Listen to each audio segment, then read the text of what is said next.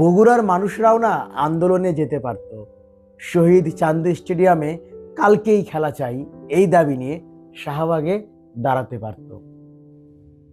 বিমানবন্দর, বগুড়ায় বিমানবন্দর পরশু থেকেই দিতে হবে, চালু করতে হবে, অথবা সিরাজগঞ্জ থেকে বগুড়ার রেলপথ তারপর দিন থেকেই কাজ শুরু করতে হবে।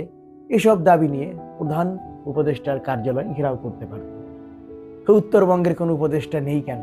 উত্তরবঙ্গ থেকে উত্তরবঙ্গবাসী কিন্তু এটা নিয়েও একটা বিশৃঙ্খলা করতে পারত। বগুড়ার বিশ্ববিদ্যালয় কবে হবে, কি হবে আমরা জানি না।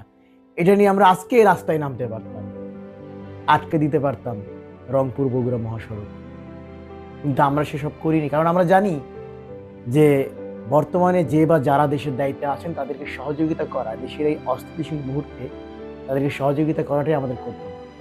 সব ঠিক হয়ে যাক, স্থির হয়ে যাক,